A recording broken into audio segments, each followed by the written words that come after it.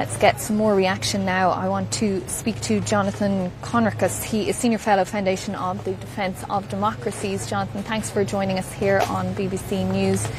When you've been listening to Prime Minister Netanyahu and President Trump there in terms of what they say they've agreed, what needs to happen now, what's your first reaction to what we've heard? Yes, good evening. Thanks for having me on. So I think where we are now is an important milestone.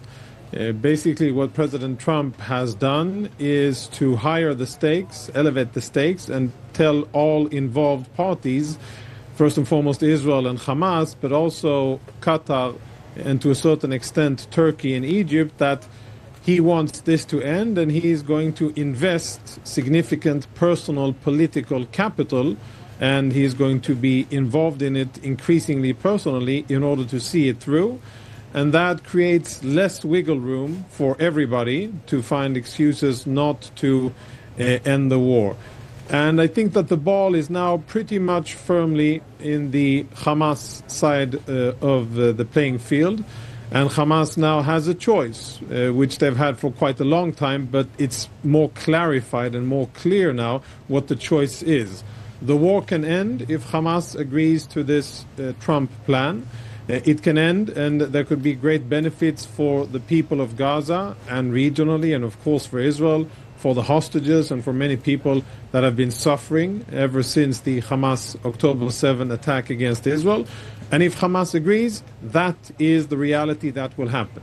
If Hamas continues to refuse to end the war, which is what has been causing this war to drag on for almost 2 years, then we will Israel will unfortunately have to actually carry on and continue to fight, to continue and expand military operations in Gaza. And as we're speaking, Israeli troops are fighting in Gaza against Hamas, and Hamas is fighting against Israel.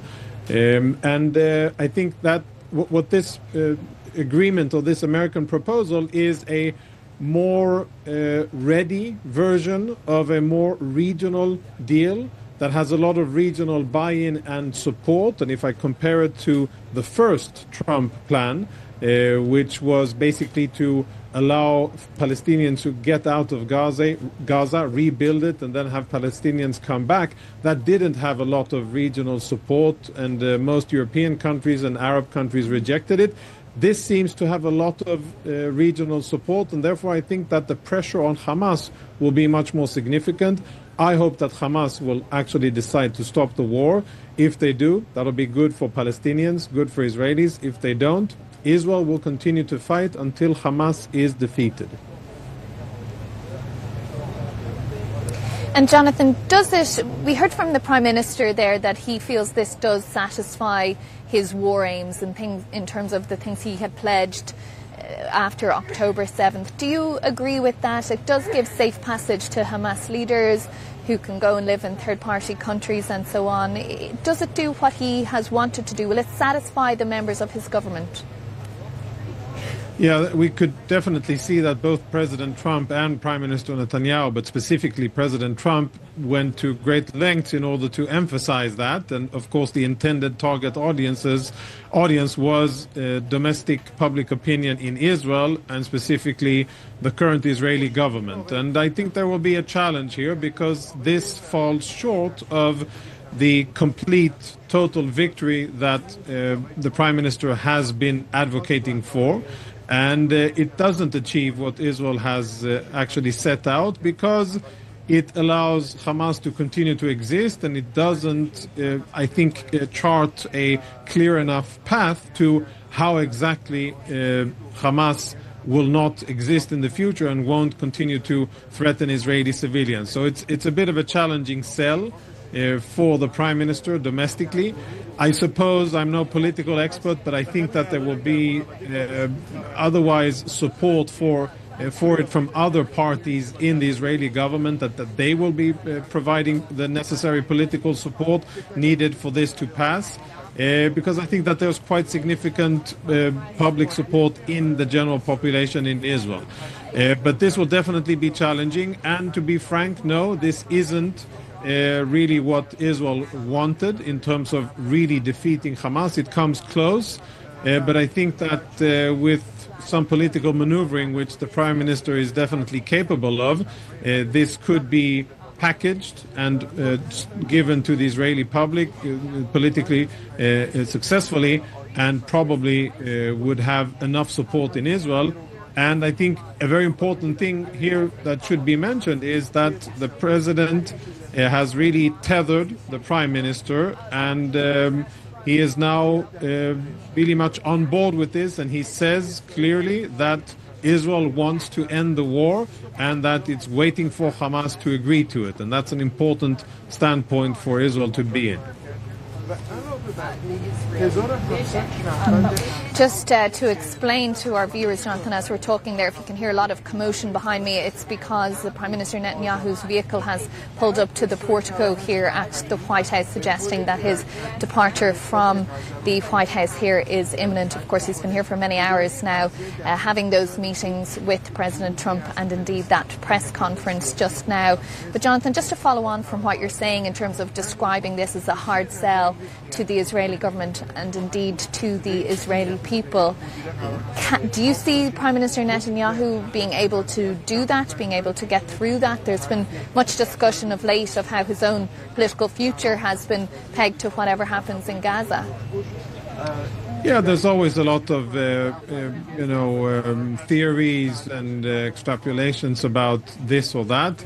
I think that at the end of the day, this is a deal that's palatable for most of the Israeli public. I think it'll be challenging for the parts of the Israeli public that are represented in the current Israeli government. There are many things here that won't go down well. Number one, that this is conditional. Number two is that Hamas will be basically given a way out, and that they won't surrender to Israel, but that they will be given some kind of amnesty if they agree to it. Third is that, President or Prime Minister Netanyahu went to great lengths in order to explain why that wasn't the reality. But at the end of the day, it looks as if a path is being built here for the Palestinian Authority to actually assume control over Gaza. And I think that's very far from what most Israelis, and this I think crosses political boundaries in Israel, would be happy to see, because the Palestinian Authority is an abysmal failure.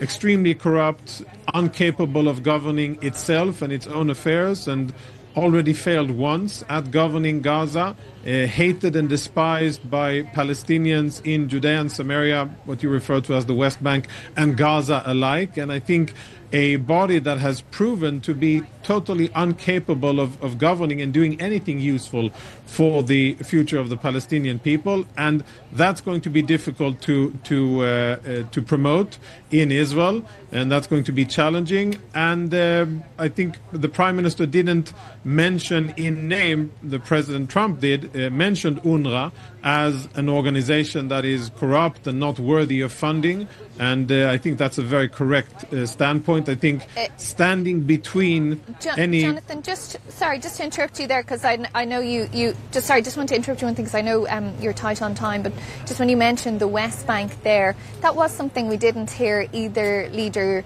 go into detail on in the speech. We obviously have heard Prime Minister Netanyahu talk about his plans for the West Bank, and President Trump saying just a few days ago that should the Prime Minister move to formally annex part of the West Bank, that he wouldn't stand for that. Do you think perhaps they didn't discuss that? It doesn't seem to form part of this announced plan anyway. No, I think you make a very important distinction and point here, and I think that is part of the threat that this proposal is. There are many carrots that are attached to this proposal. Many of them are very good for Palestinians in general and very good for Gazans. There are a few sticks, and one of the big looming sticks that perhaps weren't mentioned by name is, and I think the omission here is very powerful, is that when President Trump says, well, if Hamas doesn't agree to the deal, then Israel will have full American support to do what it needs in order to mitigate the threat, I think many people could read into that it would also mean and be consequential for the situation in what we in the region call Judea and Samaria, that you just referred to as the West Bank. And I think that there's more here at stake than just the future of the Gaza Strip. And I think quite very important to look at. There was no real mention here of a so-called Palestinian state. And I can understand Mustafa Barghouti's frustration, because the Palestinian Authority was described, I think, in very realistic terms as corrupt and not capable of really operating, and not really a partner, and something that is marginalized and sidelined here. So there's a big threat looming here as well, and I think the responsibility now on the shoulders of Hamas, but really Qatar, Egypt and Turkey. They have a responsibility not only for the future of Gaza, but I think that the stakes are higher when it comes to Judea and Samaria, or the so-called West Bank as well. Okay. Jonathan Conricus, Senior Fellow at the Foundation for the Defence of Democracies. Thank you very much for joining us here on BBC News.